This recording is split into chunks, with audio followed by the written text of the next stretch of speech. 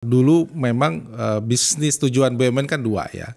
Satu adalah menghasilkan keuntungan, yang kedua mendorong perekonomian. Ya, ketika dispute antara menghasilkan keuntungan dan dividennya digunakan untuk membantu pendapatan negara, itu dispute dengan mendorong perekonomian. Kalau mendorong perekonomian, dia tidak harus untung, rugi pun nggak apa-apa, yang penting ekonomi tumbuh. Nah itu yang kemudian misleading terhadap pengelolaan utangnya itu sendiri begitu loh. Kita boleh utang, tapi income-nya ada nggak gitu. Kemudian apakah utang itu masuk untuk sebagai cash management atau bisa menciptakan nilai tambah atau pendapatan baru begitu. Kalau itu tidak terjadi, ya otomatis habis untuk cash management hanya untuk belanja, katakanlah kasarnya gaji pegawai saja.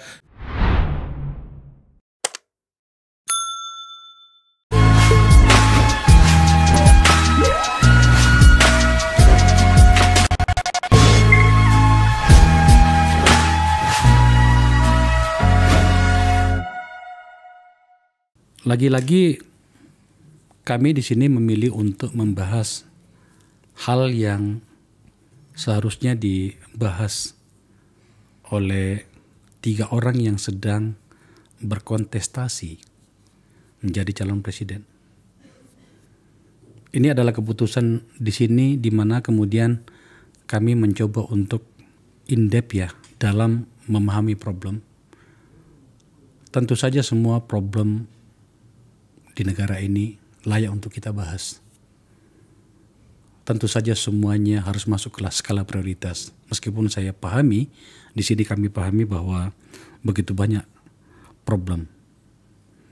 Tapi yang membuat kami heran di sini adalah menyangkut dengan utang negara. Sudah bertahun-tahun sejak pemerintahan Jokowi, itu utang selalu dialamatkan kepada pemerintahan ini dengan disebut sebagai sangat suka berutang. Pada saat yang bersamaan, dari pihak pemerintah tidaklah cukup sering, tidak cukup signifikan penjelasan atau jawaban dan atau setidaknya informasi yang layak untuk kita terima sebagai bahan permenungan, bahan pembelajaran atau bahkan pemengertian barangkali tentang apa yang dituduhkan oleh banyak pihak itu. Pada saat yang bersamaan pula, para ahli berbeda pendapat. Ada yang mengatakan masih normal, ada yang mengatakan sudah berbahaya. Jadi saya simpulkan tampaknya bacaannya yang berbeda. Buku yang mereka baca berbeda. Kami ingin membahas ini. Maka saya mengundang Direktur Eksekutif Indef, sebuah lembaga kajian ekonomi dan keuangan yang sangat bergengsi, Mas Ahmad Tauhid. Makasih banyak Mas sudah datang ke sini. Makasih atas undangannya Bang Umar. Menjadi istimewa Anda di sini. Selain karena Anda seorang direktur eksekutif sebuah lembaga yang beken, sudah puluhan tahun kita menerima informasi dari Anda dalam berbagai hal, khususnya yang berhubungan dengan ekonomi. Tapi ada yang membuat istimewa Anda malam ini adalah Anda salah satu panelis dari debat Capres, tepatnya debat Cawapres yang pertama kemarin. Pada bagian ini saya akan bertanya beberapa hal nantinya sebelum kita masuk ke intinya. Tapi saya memulai dengan pertanyaan begini pada bagian ini. Itu pada saat debat Cawapres itu kan hanya 6. Bukan hanya 6, sudah kebanyakan sebenarnya itu. 6 topik yang dibahas. Andilala itu adalah bagian ekonomi. Sementara menurut saya seharusnya itu dibahas oleh Presiden atau Capres, karena kebijakan ekonomi, kebijakan pertahanan, kebijakan luar negeri, ya, termasuk kebijakan hukum, itu harus di tangan Presiden seutuhnya, bukan Cawapres. Menurut Anda, pada bagian ini, kenapa malah dibahas di debat Cawapres? Ya, saya kira memang topik yang dibahas ya dalam ruang lingkup perdebatan antara presiden ataupun cawapres begitu sangat luas begitu ya. Saya memandang ya dengan situasi saat ini ya, ini ekonomi juga dibutuhkan ya dukungan dari cawapres untuk nantinya bertanggung jawab ya dalam perumusan kebijakan. Karena selama ini rasanya ya kalau kita amati mungkin periode terakhir ya Pak Jokowi tampaknya tidak terlalu menjadi fokus begitu ya. Karena isunya untuk Wapres yang sekarang banyak menangani masalah Papua, masalah kemudian kemiskinan dan juga terkait ya revolusi mental dan sebagainya. Jadi menurut saya ya mungkin ini ke depan bahwa keterlibatan cawapres dalam soal ekonomi menjadi satu poin atau nanti menjadi tanggung jawab yang juga harus dilibatkan dalam beberapa isu pokok strategis yang kemudian diputuskan. Atau memang tadi ketika katakanlah bicara ekonomi ya tanggung jawab presiden dibagi ya kepada cawapres sehingga tuntutan publik terhadap materi debat itu kemudian tidak lagi dialamatkan ke presiden semata tapi juga ke wakil presiden begitu. Memang pada masa pemerintahan SBY pertama ketika berpasangan dengan Pak JK memang ekonomi itu tampaknya ada share kepada Pak JK. Betul. Dalam hal kewenangan, ya mungkin Pak SBY waktu itu merasa bahwa Pak JK seorang pengusaha, jadi ada banyak tahu, atau bahkan juga memang kesepakatan dari awal ada tentang itu ya. Tetapi melihat situasi yang sekarang ini, Mas Gibran adalah seorang, memang dia pengusaha muda gitu ya.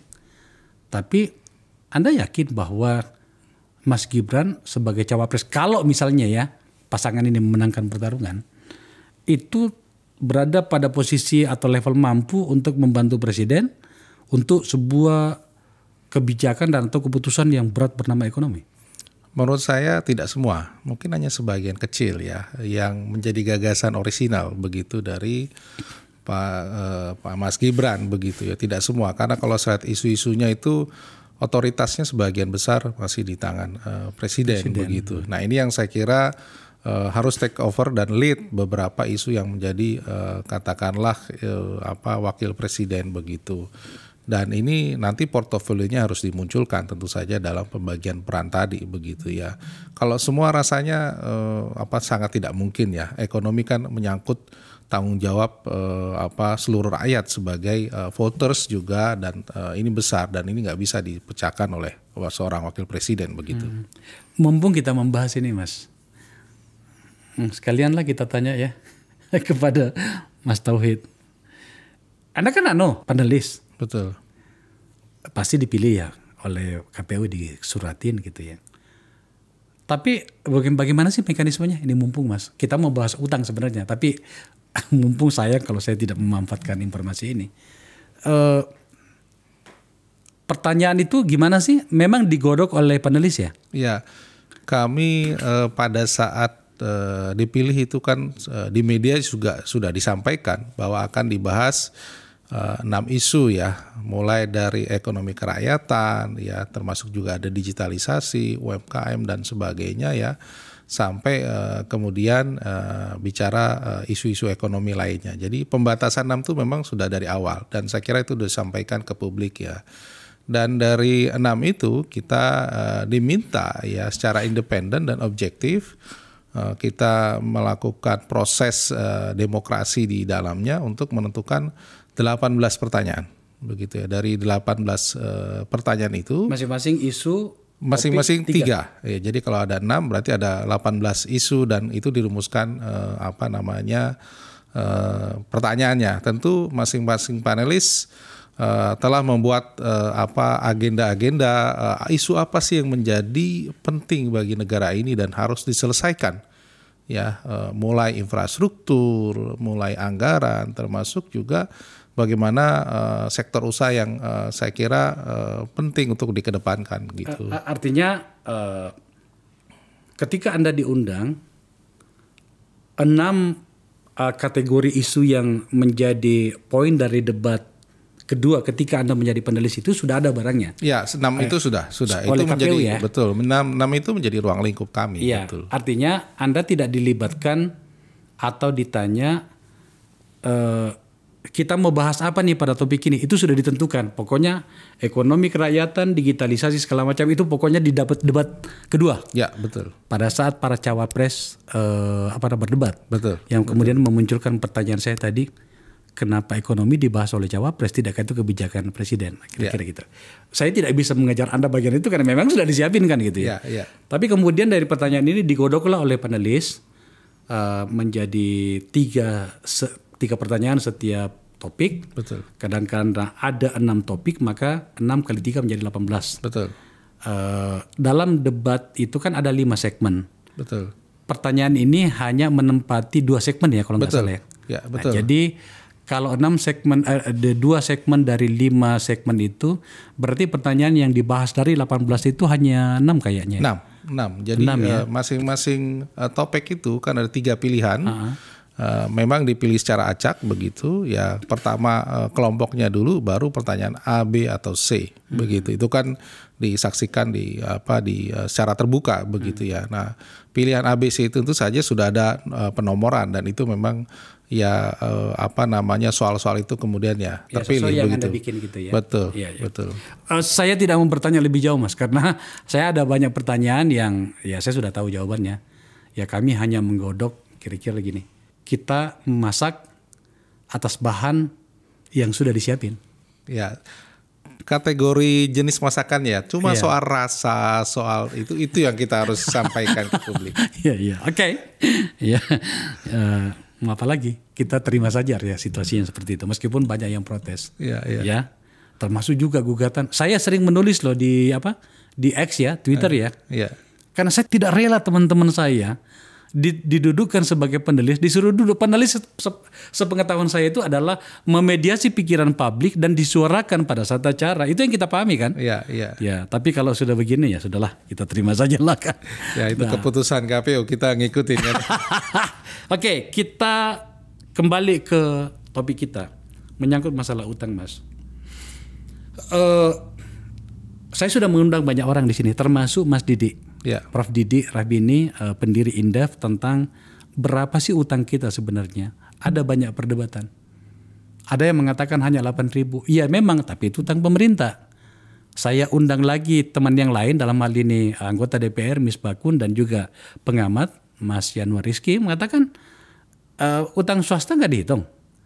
Utang BUMN, terus utang-utang yang lain. Yang menurut Mas Misbakun, saya percaya datanya karena dia anggota DPR Komisi 11 mengatakan ya sekitar 20.000. Kalau sudah angka seperti ini, ini menjadi serius nih. Saya gugat. Kenapa informasi yang dari pemerintah itu hanya sekitar 8.000? Yang kira-kira sekitar 38,11% ya. Dari GDP kita gitu ya. Betul. Bahkan Pak Prabowo di debat yang kemarin mengatakan itu aman-aman saja hingga 50%. Ada banyak persoalan. Ternyata pokok masalahnya itu di Undang-Undang nomor 17 tahun 2003. Ya. Di mana kemudian yang dilaporkan dan seterusnya yang diakui dan menjadi tanggung jawab pemerintah itu hanya utang pemerintah. Saya mau bertanya pada bagian ini dulu. Pada situasi yang sekarang sebenarnya masih logik enggak kebijakan berdasarkan pada Undang-Undang nomor 17 tahun 2003 itu, Mas? Ya, saya kira beberapa hal ya, kalau hanya mengandalkan utang pemerintah sebagai barometer perhitungan, saya kira tidak cukup begitu ya. Karena tentu saja kenapa tidak cukup? Karena memang ekonomi kita ini kan berkembang demikian besar dan bebannya itu semakin besar. Salah satu beban perekonomian adalah ketika utang semakin besar itu membuat gerak kita itu tidak lincah begitu ya. Dan itu tidak bicara bahwa itu hanya utang pemerintah. Tentu saja ada utang swasta, ada utang BUMN maupun yang lainnya yang mungkin memang pencatatannya itu berbeda begitu. Saya kira clear begitu ya. Nah, memang di undang-undang kita memang membatasi pada utang pemerintah karena itu yang mereka pertanggungjawabkan melalui mekanisme APBN begitu. Tetapi dalam perekonomian tidak cukup begitu, dan nyatanya adalah ketika katakanlah ekonomi mengalami guncangan dan pemerintah bertanggung jawab terhadap masyarakat, terhadap capaian indikator-indikator kinerja, total utang itu akan sangat berpengaruh terhadap perekonomian, dan artinya pencapaian terhadap kesejahteraan masyarakat jelas sangat terpengaruh begitu. Yang diutarakan oleh pemerintah itu adalah selalu pada utang pemerintah. Tolong ditampilkan utang pemerintahan Jokowi ya. Pada awal menjabat itu 2014 itu 2.608 triliun. Oke. Kemudian di akhir periode pertama naik menjadi 4.778 triliun tahun 2019. 2023 ini atau tahun terakhir masa pemerintahan Jokowi dari 10 tahun rezim Jokowi itu ini menjadi 8.041. Saya ulangi sekali lagi, ada banyak pihak yang mengatakan itu masih aman, dan Pak Prabowo mensitir itu ketika debat yang kemarin. Dia mengatakan masih aman lah. Kita bahkan terendah katanya di antara negara-negara G20 lah segala macam gitu. Sama dengan pertanyaan saya di awal tadi, Mas. Logika ini masih bisa kita pakai nggak? Saya orang yang tidak mengerti ekonomi, tapi setiap hari mendapatkan informasi di media sosial dan termasuk kajian-kajian dari orang seperti Anda yang sangat paham tentang ekonomi, mau tidak mau berpikir kita aman-aman saja nggak sih sebenarnya? Ya. Kalau kita lihat ya, memang harus fair juga membandingkan bahwa kalau secara nominal pasti meningkat utang. Itu tidak sulit untuk diinikan ya, karena kita selalu berutang begitu. Tetapi yang harus kita lihat apakah ekonomi kita mampu nggak membayar utang gitu. Ibarat kantung, apakah aktivitas usaha kita mampu nggak membayar utang. Nah, kalau kita lihat dengan jumlah katakan 8.400, kesannya itu besar sekali begitu ya. Tetapi pembaginya kuenya kan adalah ekonomi, ya ini GDP ya. Apakah aman atau tidak ya? Sebenarnya begini, ketika menunjukkan rasio utang semakin tinggi terhadap PDB, berarti kan ruang gerak kita semakin terbatas. Nah, itu beban itu yang kemudian kita harus lihat ya. Katakanlah 38,11 ya. Nah, masalahnya adalah pada saat yang sama ada utang lain yang juga harus kita tanggung. Dan itu membuat bahwa porsi pemerintah hanya bertanggung jawab separuh. Sementara misalnya yang swasta separuh itu mau dikemanakan bagi ekonomi. Ini yang kemudian menjadi tidak aman. Itu yang pertama. Yang kedua, bahwa ada risiko-risiko pada nilai nominal tadi. Apakah misalnya risiko terhadap kemampu bayaran kita, begitu ya. Apakah utang nambah sejalan dengan peningkatan pajak kita? Kalau katakanlah utang kita nambah hampir 2 kali lipat tadi kan ya, sementara peningkatan pajak kita katakanlah tidak sampai 2 kali lipat ya dari nominal tadi, itu maka kita akan sangat berisiko bahwa ini sangat berisiko sekali kalau peningkatan pajak kita tidak mampu membayar utang. Yang terjadi adalah sampai hari ini adalah akhirnya kita terjebak dengan debt trap. Karena apa? Kalau kita lihat tadi tahun 2024 kita harus berutang sekitar 585 triliun ya 2024. Nah, sementara di 2023 ya kita harus membayar pokok dan bunga utang 400 sekian triliun. Dan mungkin 2024 ya pembayaran bunga utangnya juga akan semakin tinggi. Ini yang kemudian artinya apa? Ya kita masuk dalam jebakan utang ketika nilai pokok nominal kita itu semakin tinggi dan kita harus membayar bunga utang yang semakin besar ya. Karena kalau ukuran tunggal hanya persentase per PDB, ya menurut Undang-Undang 17 2003 relatif aman. Tapi bayangkan bahwa kita harus membayar itu dengan utang baru. Gitu ya, membayar utang yang baru ini dengan membayar bunga utang dengan utang baru, dan itu terjadi. Nah, ini yang saya kira akhirnya ya tersandera APBN kita dengan model begitu. Apakah itu sudah terjadi? Yang saya maksud adalah buka lubang tutup lubang itu sudah terjadi. Sudah terjadi.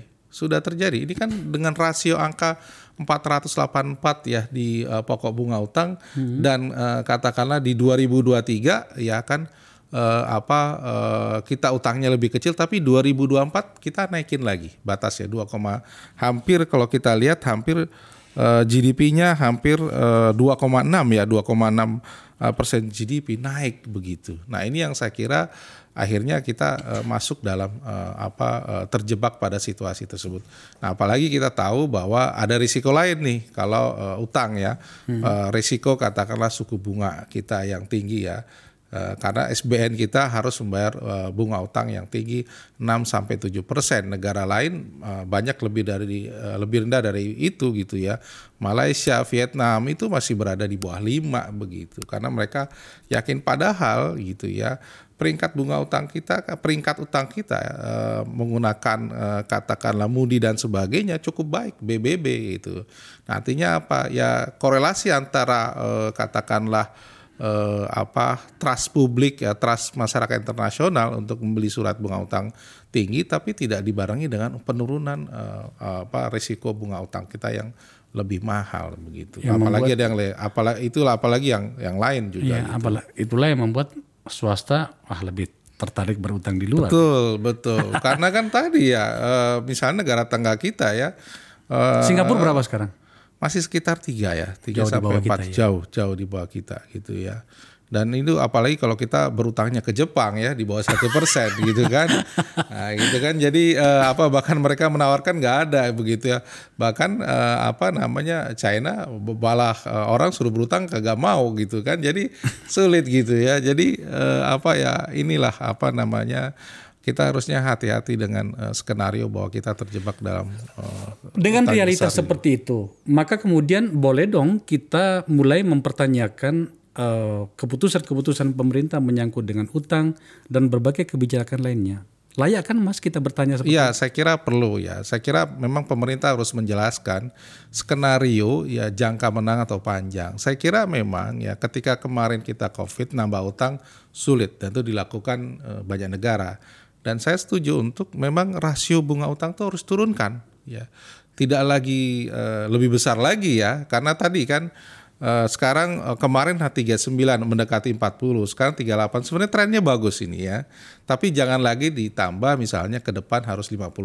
Nah, itu saya kira akan sangat berisiko dan ini kasihan teman-teman Kementerian Keuangan yang berusaha untuk menuju arah kebaikan begitu ya. Itu untuk utang pemerintah ya. Betul. Belum lagi utang yang lain. Betul, karena kan tadi kalau kita lihat ya kenapa harus lebih rendah, itu kan yang bisa dikendalikan oleh negara. Iya. Nah, pada wilayah itu saya sedikit mau bertanya tentang posisi BUMN. Ya. Karena kalau melihat mekanisme yang kita pakai selama ini, seakan-akan BUMN itu tidak dimasukkan dalam utang APBN kan kita ya. Betul. Dia ada termasuk pada utang swasta. Tetapi pada situasi yang lain, saya gunakan bahasa yang sederhana agar kemudian penonton saya juga bisa paham Mas. Mohon saya dibantu agar kemudian publik kita ini, penonton saya ini yang tidak semuanya ahli ekonomi bisa memahami. Yeah. Saya kembali pada poinnya tadi, BUMN kita atas berbagai beban-beban dan tanggung jawab yang diberikan oleh negara, karena BUMN milik negara. Betul. Tetapi ketika berutang dianggap bukan beban negara, itu menghadapi risiko gagal bayar dan kemudian bermasalah. Betul. Apakah sudah terjadi seperti itu? Saya kira dengan peristiwa ya beberapa BUMN infrastruktur, ya, katakanlah Waskita dan sebagainya, ya itu kan menunjukkan bahwa memang ada risiko dan itu harus pemerintah melakukan upaya-upaya gitu ya, termasuk tadi konsolidasi, merger dan sebagainya dalam rangka penguatan struktur permodalan mereka agar mampu membayar utang begitu ya. Memang sah-sah saja sebuah BUMN melakukan utang untuk menambah kekuatan struktur modal dan aset mereka meningkat dan itu bisa membayar utang mereka begitu. Nah, problemnya adalah apakah memang ya bagi BUMN-BUMN yang kemudian ke depan ya harus menanggung utang yang sangat besar begitu, mampu membayar nggak dengan pertumbuhan earning ratio mereka yang katakanlah ataupun kita katakanlah tingkat bahasanya ya apakah keuntungan mereka mampu nggak membayar laba mereka, membayar utang mereka, mencicil dan sebagainya. Ini yang kemudian harus dipisah memang. Utang BUMN sekarang ini berapa ya Mas ya? Dan pertanyaan berikutnya adalah sudah seberapa mengkhawatirkan mereka utang-utang mereka ini? Dan selanjutnya pada poin tahapan ketiga, emang negara boleh mengatakan itu bukan urusan saya? Oh tidak ya. Makanya. Ya seingat saya ya memang masih di bawah lah utang pemerintah gitu ya. Angkanya mungkin sekitar 1000-an, jadi 1000 triliun. 1000 triliun ya. Mungkin Banyak itu, Mas. banyak ya. Mungkin dikoreksi takut salah begitu ya angka terakhir. Nah, memang pemerintah ketika katakanlah bertanggung jawab ya ketika memang ada BUMN-BUMN yang tadi ya, yang dalam bisnisnya ternyata gagal dan akhirnya harus diselamatkan begitu ya. Otomatis diperkuat struktur modalnya dengan PMN tadi begitu, tidak otomatis menambah begitu ya. Yang problemnya adalah sekarang filosofi pemberian PMN tadi dalam rangka katakanlah struktur modal bergeser mengantisipasi kekurangan cash flow gitu. Itu posisinya sama kayak APBN, kan APBN pemerintah selalu silvanya katakanlah di awal tahun itu sedikit begitu ya, sehingga harus melakukan penerbitan obligasi negara. Sama dengan BUMN juga ketika dia mau ekspansi maupun penguatan bisnisnya itu duitnya lagi nggak ada, sehingga otomatis melakukan utang begitu. Nah problemnya tadi ketika mereka default, nah pemerintah akhirnya ikut bertanggung jawab. Nah ini yang kemudian banyak yang salah kaprah. Memang ini yang kemudian dulu banyak sekali BUMN yang menjadi air mata gitu karena tidak mampu membayar utang dan harus dikatakanlah diberikan PMN terus tiap tahun kan ini yang kemudian banyak BUMN menjadi berdarah-berdarah. Sampai pada titik itu maka kemudian gugurlah sudah pendekatan yang mengatakan itu utang swasta dan pemerintah tidak ikut campur di dalamnya. Kan begitu, Mas? Ya. Kita sering mendengarkan argumen dari pemerintah itu utang swasta bukan kita. Meskipun di depan kita telanjang mengatakan negara harus mengambil sikap dan tindakan di situ karena itu adalah milik negara. Pada bagian inilah yang saya anggap ini gimana sih? Kita dianggap tidak paham kali yang begini-beginian gitu. Ya, kalau saya lihat mungkin begini ya, ketika katakanlah BUMN ya ketika sudah mulai mendapatkan katakanlah dulu memang bisnis tujuan BUMN kan dua ya. Satu adalah menghasilkan keuntungan, yang kedua mendorong perekonomian ya. Ketika dispute antara menghasilkan keuntungan dan dividennya digunakan untuk membantu pendapatan negara, itu dispute dengan mendorong perekonomian. Kalau mendorong perekonomian dia tidak harus untung, rugi pun nggak apa-apa, yang penting ekonomi tumbuh. Nah itu yang kemudian misleading terhadap pengelolaan utangnya itu sendiri begitu loh. Nggak apa-apa kalau memang ternyata harus rugi karena melakukan tugasnya. Tapi kalau juga beban yang diberikan kepadanya terlalu berat dan kemudian kolaps, ya ada dua pendekatannya, manajemen yang tidak mampu atau memang beban yang diberikan terlalu berat gitu ya. Saya kira dua-duanya ada ya. Soal tata kelola juga terjadi saya kira. Tapi yang kedua juga katakanlah begini ya, banyak BUMN infrastruktur yang memang dalam rangka menjalankan tugas untuk mendorong perekonomian sebenarnya banyak mereka yang secara finansial tidak layak dibiayai. Tapi terus begitu ya, terus misalnya karena tadi dalam rangka secara politik pemerataan dan sebagainya, katakanlah wilayah Sumatera begitu. Secara finansial itu di luar kewajarannya, misalnya rata-rata pingin balik modal 15-20 tahun. Tapi Sumatera itu kan panjang dia. Itu bisa 50 tahun baru ya, balik modal. Yang kemudian kan memang ya pemerintah akhirnya bertanggung jawab ya tiap tahun harus memberikan PMN begitu ya. Ini tinggal soal pilihan. Nah, mungkin itu yang kemudian ya beberapa hal ya dimaklumi, tetapi ya lagi-lagi kasihan BUMN ya karena dituntut harus tadi tetap memberikan sumbangan dividen gitu. Itu untuk treatment kepada BUMN. Nah, bagaimana dengan swasta murni, Mas? Kita kan tadi sudah melihat situasinya bahwa ya saya misalnya nih ada teman saya juga di sini duduk nih, pengusaha nih.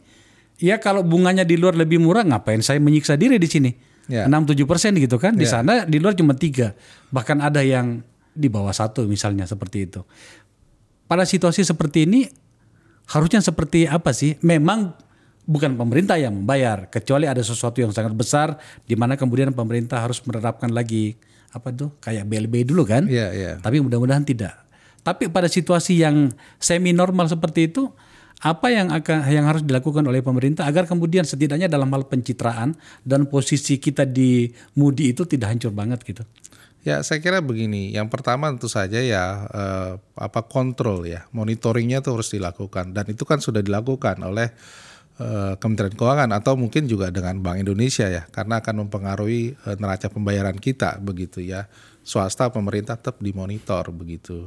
Nah, problemnya adalah ini sulit ya. Ini kan mekanisme market ya. Ketika katakanlah di luar menawarkan bunga yang rendah, kita terlalu mahal, swasta mengambil pilihan itu. Oh begitu. iya dong. Ya itu kan mekanisme itu. Pasar itu. Ya, mekanisme pasar gitu. Tapi ingat ada risiko ya. Risiko apakah misalnya nilai tukar ya. Mereka minjam dalam US dollar, tapi kita sumbang untuk bisnis dalam bentuk rupiah. Ketika kita depresiasi kemarin katakanlah 6 atau 9%, itu lebih tinggi daripada bunganya kan begitu. Yeah. Nah, ini yang terjadi pada saat kita waktu krisis 97-98. Karena tadi nilai tukar kita dari 2.300 menjadi 13.000, 16.000. Nah, ini yang kemudian banyak swasta kolaps gitu. Nah, ini yang kemudian harus dijaga, bahwa pemerintah juga harus menjaga nilai tukar begitu. Jadi kalau itu safe ya swasta juga nggak terlalu terbebani begitu. Jadi saya kira yang kedua adalah itu soal nilai tukar begitu. Yang ketiga tentu saja lalu lintas nih, lalu lintas jangan sampai tadi masuk terlalu banyak ke kita ya, tapi tidak ada penciptaan nilai tambah dari utang apa yang mereka lakukan. Yang begitu. masuk itu tadi. Masuk tadi. Nah, misalnya minjam tapi untuk penguatan impor atau penguatan bisnis yang tidak menciptakan banyak sektor produktif. Nah, ini akhirnya utang itu ya buat bisnis tapi sebenarnya tidak selalu menguntungkan buat perekonomian. Itu terjadi nggak pada kita? Saya kira sebagian juga seperti itu begitu. Ya? Nah, ini yang kemudian banyak terjadi terutama pada sektor-sektor yang memang katakanlah tidak produktif begitu. Ada nggak contoh di luar negeri? Kayaknya kita punya catatan ya. Coba tampilkan negara-negara yang tak mampu mengelola secara bijak kebijakan utangnya itu antara negara dengan swasta yang kemudian membuat negara itu terjebak pada kesulitan. Ada ya? Ada. Ini ya? Ya, betul. Sri Lanka, Venezuela, Yunani, dan Argentina. Betul. Seperti apa kasusnya mereka itu di sana, Mas? Ya, misalnya Sri Lanka ya, memang itu negara katakanlah pertama struktur ekonomi mereka ya sangat tergantung eksternal gitu ya, eksternal dari pariwisata dan sebagainya. Ya, ketika COVID nggak ada pemasukan, ya ketika tidak ada pemasukan. Utang mereka yang sudah besar ya akhirnya melewati batas begitu, karena tidak ada pemasukan tambah batas, dan COVID 2 tahun lebih tidak ada pemasukan sehingga otomatis default. Nah, mereka sudah banyak melakukan komitmen di sektor properti, infrastruktur dan sebagainya. Ketika pada saat COVID tidak ada pemasukan ya tadi akhirnya shareholder, kepemilikan saham dan sebagainya kan akhirnya dimiliki oleh mitra mereka dari banyak negara, dan tentu saja otomatis ini yang kemudian menjadi masalah di kemudian hari. Ketika tidak ada uang dalam bentuk US dollar misalnya ke Sri Lanka, sementara US dollarnya dibutuhkan ya, itu dalam arti devisa tadi dibutuhkan untuk impor pangan, impor kebutuhan pokok dan sebagainya termasuk mesin dan peralatan, tidak ada uang, ya otomatis negara itu bisa sangat kolaps gitu. Nah, itu yang kemudian juga bisa terjadi begitu ya. Nah, ini misalnya ya katakanlah mungkin beda ya, ini negara-negara yang memang problemnya sulit ya ketika utang tidak dibarengi. Kalau kita lihat ya di kasus Sri Lanka, Venezuela, Yunani, Argentina, intinya dua. Pertama soal tata kelola. Ya, debt management krisisnya itu tidak berjalan dengan baik begitu. Kita boleh utang tapi income-nya ada nggak gitu.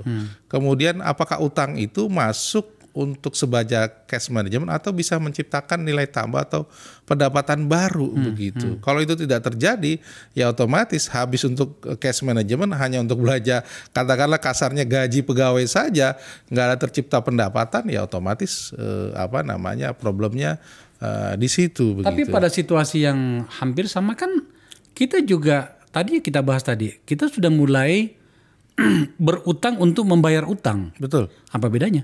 Ya, perbedaannya begini, nilai kita ya untuk pokok dan bayar utang ini sama gitu ya. Kalau misalnya nanti lebih tinggi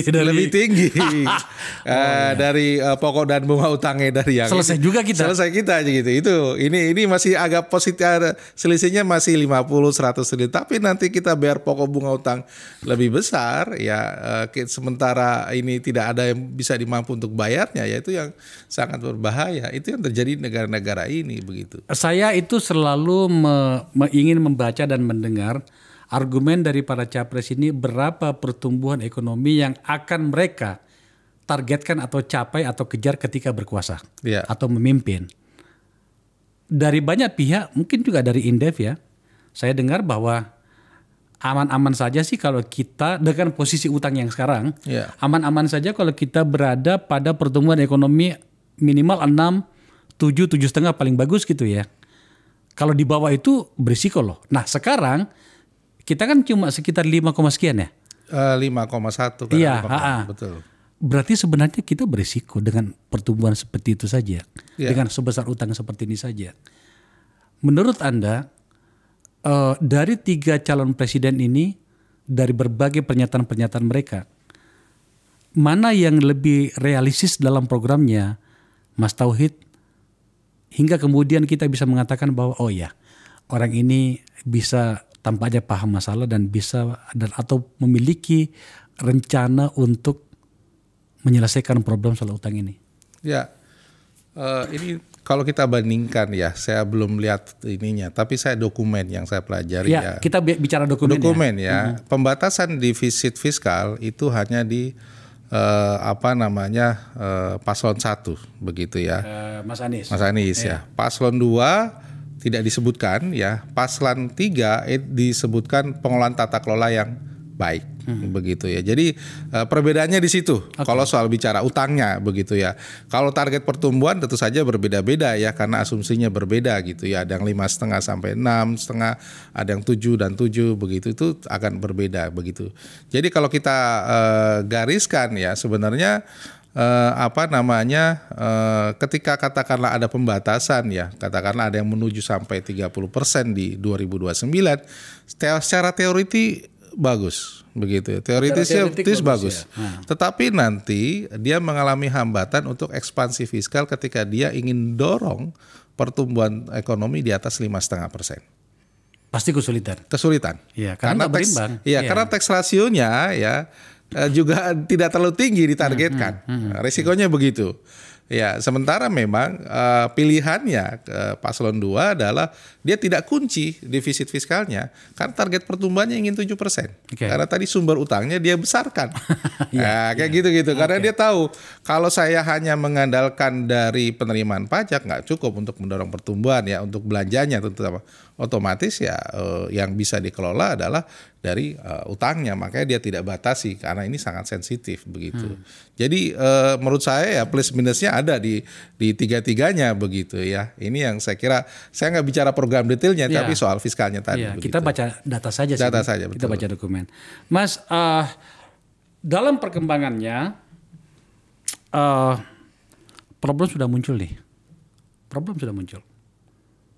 Setidaknya di daerah, di kampung saya di Sulawesi Selatan, di 2 kabupaten, salah satunya di Kabupaten Bone itu, pemerintah daerahnya itu didemo oleh para pengusaha, terutama kontraktor, nggak dibayar. Memang tampaknya 2 masalah yang berbeda.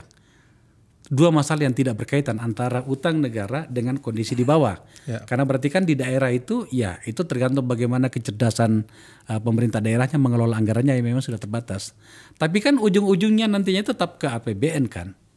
Maka pertanyaan pada bagian ini adalah apa yang Anda paling khawatirkan kalau kemudian manajemen utang kita masih seperti sekarang ya, dan tak ada kreativitas yang baru untuk meningkatkan pendapatan, di mana kemudian kita bisa sedikit bernapas. Kalau pada pemerintahan berikutnya siapapun orangnya ternyata tak mampu mengejar pertumbuhan yang cukup dan layak untuk mengurangi beban utang kita. Ya, yang pertama tentu saja saya keterkaitan utang daerah dengan utang total itu dilandasi Undang-Undang 17 juga ya. Utang daerah total sekitar 0,5% jadi GDP. Jadi kalau banyak daerah pada akhirnya tidak bisa membayar utangnya, defisitnya tidak bisa dibayar, itu juga pengaruh ke nasional. Pasti gitu ya. Nah, bagaimana dampaknya kalau itu terjadi secara masif? Saya kira pada akhirnya ketika satu wilayah atau negara tidak mampu membayar utang, ya otomatis layanan publik akan berkurang drastis. Akhirnya kembali lagi katakanlah kembali ke pokok, ya hanya mampu membayar gaji pegawai, hanya mampu melayani yang sifatnya rutin begitu, tidak bisa melakukan jalan rusak sulit diperbaiki, kemudian ya layanan pendidikan ekstra atau kesehatan ekstra sangat sulit begitu, subsidi akan sangat sulit karena kembali pokok ya pasti belanja pegawai nggak mungkin itu dilakukan ya. Kecuali tadi ada kepemimpinan yang mampu melakukan radikalisasi proses tadi. Belanja pegawai kurangi semua, kayaknya sangat sulit itu dilakukan. Saya tidak pernah membayangkan itu ada yang berani melakukannya, apalagi mendekati kampanye sekarang. Betul. Bahkan Pak Jokowi kalau nggak salah mengeluarkan sebuah pengumuman kemarin ya, bahwa akan dibuka lagi lapangan kerja PNS itu sekitar 700.000 lebih gitu. Ya. Saya nggak tahu ini kebijakan populis atau gimana ya. Sementara pada saat yang bersamaan sebenarnya dalam hal ini Kementerian Keuangan sedang mencari berbagai cara agar kemudian kita tetap stabil begitu. Ya, menurut saya memang ya kalau misalnya ada penambahan PMS otomatis ya belanja pegawai pasti akan naik lah begitu ya. Saya kira memang ya sepanjang tadi masalahnya kan dulu pernah ada moratorium ya, artinya yang pensiun itu diganti, saya kira wajar ya. Ketika ini eskalasi ada penambahan yang luar biasa ya otomatis akan merubah struktur dari struktur belanja. Ini yang khawatir karena tadi ini akan menekan belanja modal kita yang di bawah 20%. Karena tadi dorongan kena jumlah pegawai maupun ada tunjangan dan sebagainya yang sekarang lebih rutin untuk naik belanja. Ini yang saya kira dorongannya ya pasti ada karena kan dikunci di totalnya sehingga belanja modal sulit untuk naik gitu. Jangankan di pusat, di daerah lebih parah lagi begitu ya. Di pemerintah pusat 20% ya? Sekitar 20-an persen. Di daerah rata-rata berapa Mas? Saya kira belanja modalnya ya? Iya lebih rendah lagi, Saya kira lebih rendah lagi. Sejujurnya saya agak bingung loh Mas Tauhid. Kayaknya Indef itu harus membuat kajian lagi. Kenapa pemerintah membuka rencana penerimaan pegawai hingga 700.000 lebih kalau saya tidak salah. Iya. Dan tampaknya tidak salah, kita nonton, kita baca gitu kan. Pada saat situasi seperti ini, kenapa justru terobosan yang kita inginkan yang jauh lebih efektif dan efisien bernama pendekatan teknologi dalam hal-hal menyelesaikan pekerjaan-pekerjaan administratif. Ini kan pasti PNS ini kan administratif gitu kan. Saya nggak ngerti itu sebenarnya yang dituju seperti apa. Ya tentu ini mungkin positifnya adalah itu siapa begitu 700.000 ya. Kita berharap memang layanan publik ya, apakah pendidikan atau kesehatan begitu. Kalau administratif memang harus dikurangi dengan perkembangan teknologi ya. Mudah-mudahan memang arahnya ke sana, tapi kalau misalnya katakanlah dalam rangka katakanlah memenuhi untuk tadi ya misalnya IKN butuh PNS baru itu kan pasti bisa ke sana begitu ya.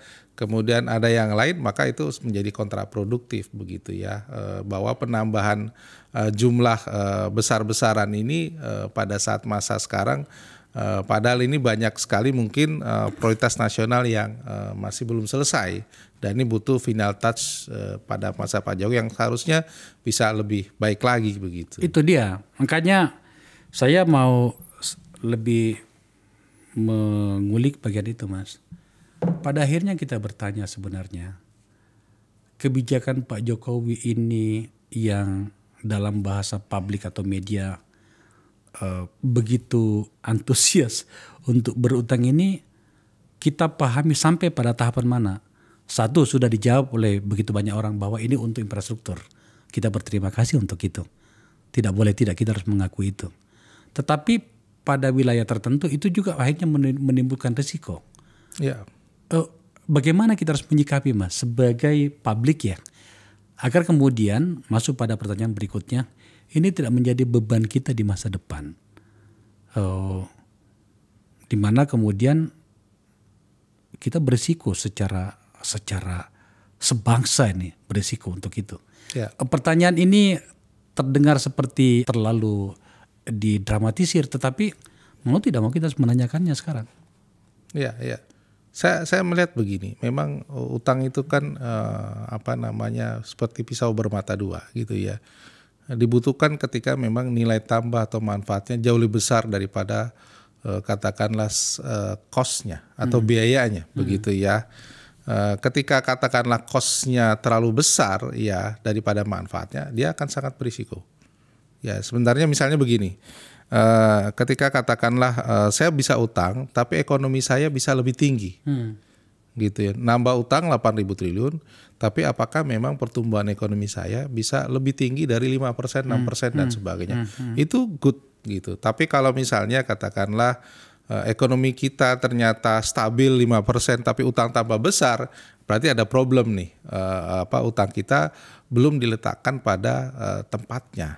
Nah, itu yang kemudian ini lebih kepada ya ini persoalan cash management kita yang kemudian banyak sekali utang-utang yang sebenarnya tidak produktif. Tidak produktif itu katakanlah begini ya, infrastruktur kita anggarannya mungkin ya sekitar 200-300 triliun atau belanja modal kita sekitar itu. Tapi utang kita kan kemarin sempat 500 triliun.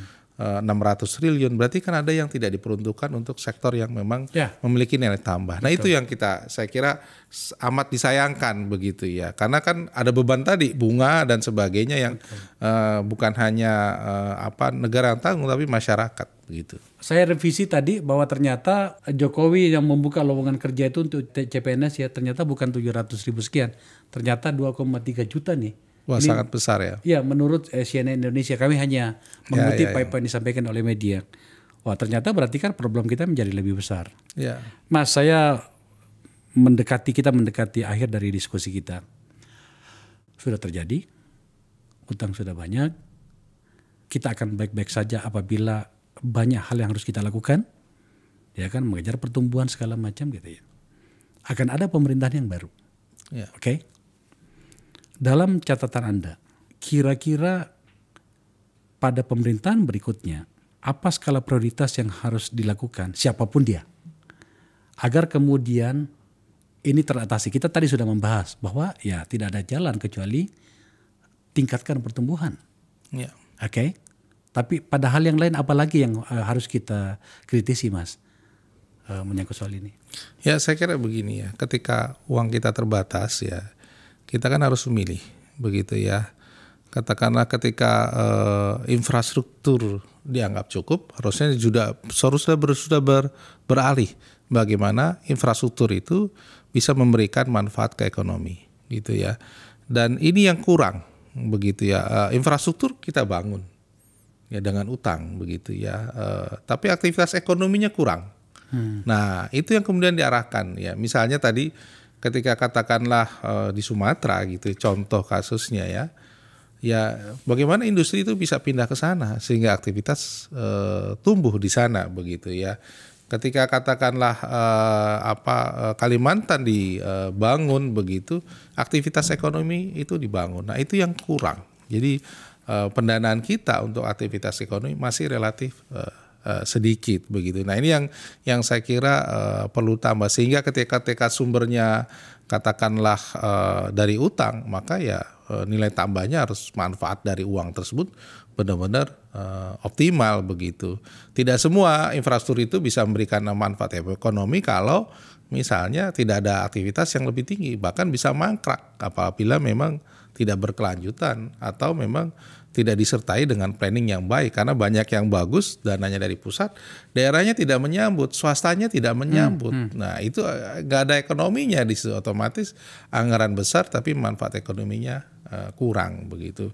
Ya, kita tentu tidak terlepas juga dari persoalan bagaimana membangun sosial ya, baik pendidikan atau kesehatan itu terus gitu ya. Tapi juga harus sejalan dengan perkembangan kebutuhan ekonomi kita ke depan.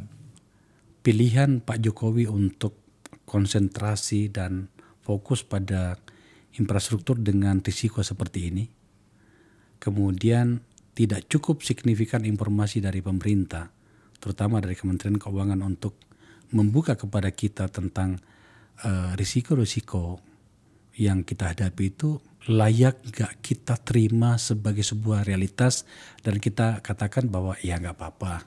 Itu memang karena kan dikunci di Undang-Undang Nomor 17 Tahun 2003 itu. Begini, sekali lagi saya katakan tidak semua penonton saya memahami ekonomi secara detail seperti Anda yang memang ahlinya.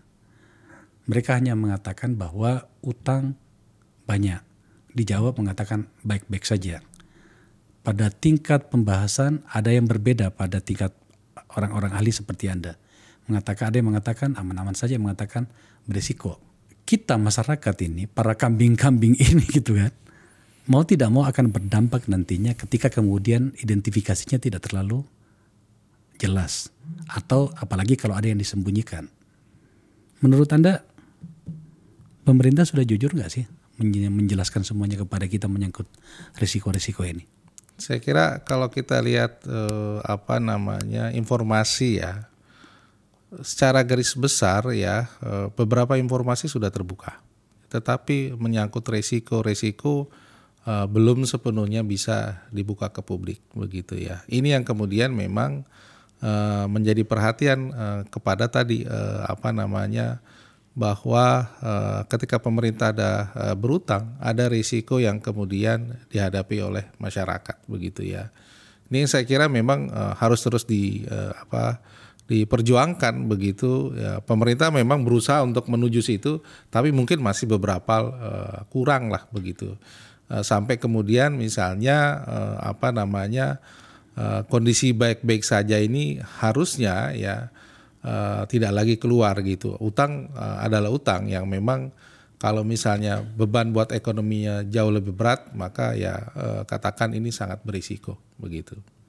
Dan pada bagian itu menjadi tidak wajar ketika kemudian dalam hal ini KPU sebagai otoritas pemerintah untuk menyelenggarakan debat itu tidak membahas ini. Tidak kadang merasa ini sebuah keanehan juga. Ada sebuah problem yang nyata tidak dibahas, tapi kemudian membahas problem, ya namanya juga problem harus diselesaikan. Tapi ada yang jauh lebih substantif dibanding dari yang dibahas itu bernama utang dan hal-hal yang menyangkut dengan pendapatan negara itu. Ya, saya kira memang secara utang secara khusus tidak dibahas ya. Mungkin kalau kita lihat fiskal secara umum yaitu beberapa kali gitu ya, dan di debat dengan cawapres ya itu dibahas ya dengan formulasi keterbatasan anggaran. Tapi kuncinya adalah utang itu tidak menjadi satu hal yang khusus. Saya kira memang kalau ada kesempatan lagi ini juga harus dimungkinkan untuk dimunculkan ya. Masih ada 2 debat lagi sehingga punya peluang untuk dibahas tentu dengan kerangka topik, tapi harus ada bagaimana kalau fiskal kita sangat terbatas dan terpaksa harus utang begitu. Nah ini yang kemudian setuju untuk kemudian dimunculkan begitu menjadi satu topik tersendiri. Meskipun mungkin challengingnya apakah ini bisa disetujui atau tidak, tapi itu sangat penting begitu untuk kemudian menjadi isu strategis begitu ya. Toh di visi misi juga beberapa dokumen itu sudah menjelaskan APBN menjadi satu poin penting untuk disampaikan ke publik.